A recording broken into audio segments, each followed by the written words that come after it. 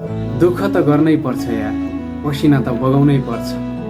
हातमा ठेला र पैतलाको छाला नउकिन्जेलसम्म मेहनत त गर्नै पर्छ। जिन्दगी जिउँदै गर्दा कठिनाइहरू आउँछन्। समय र परिस्थिति सँगसँगै बाध्यता र आवश्यकताहरू पनि आउँछन्।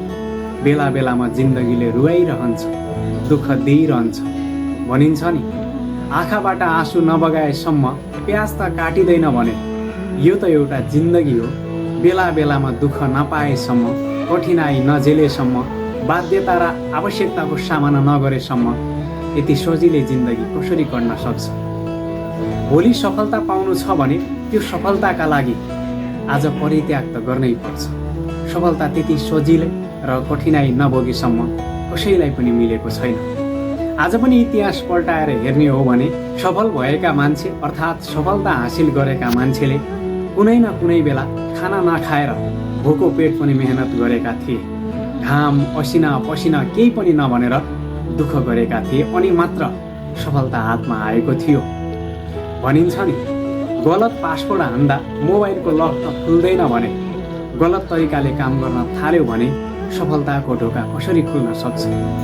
गलत तरिकाले काम कसैले पनि गर्नु भएन। सही तरिकाले काम गर्नुहोस्।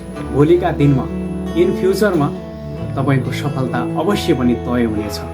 गन्तव्य तपाईँको हो, तय गर्ने तपाईँले हो, सफलता तपाईँको हो। बिचमा आउने बाधा अडचन र कठिनाइलाई कसरी सामना गर्नुहुन्छ त्यो तपाईँको तकदिरमा लेखिएको छ अनि तपाईँको हात बजाएर मात्रै अगाडि बढ्ने। यस्तै मोटिभेसन भिडियोको लागि मलाई फलो गर्न नबिर्सिनु होला र डिमोटिभेट भएका साथीहरूलाई मोटिभेट गर्नका लागि मैले युट्युब च्यानल पनि खोलेको छु। बेला बेलामा भन्दै आएको छु। जे स्क्वायर इन्स्पायर प्रोफाइलको पनि भिडियो लिङ्क पनि राखिदिएको छु। त्यतातिर एकदमै पावरफुल मोटिभेसनल भिडियोहरू आइरहन्छ, त्यस्तै शब्दहरू, ताकि तपाईँलाई केही समयका लागि भए पनि मोटिभेसन मिलोस्। कुनै कामबाट हार मानेको, आफूले देखेका सपनादेखि हार मानेको, यो काम गर्न सक्दिनँ, मैले गर्नै सक्दिनँ जस्ता कुराहरूमा केही जागत र केही हौसला दिने टाइपको भिडियो ल्याउँछु मैले। विशेष गरी एकपटक भिजिट गर्नुहोला अनि हेर्नुहोला, तपाईँका लागि पक्कै पनि केही मोटिभेट हुनेछ। Thank you so much.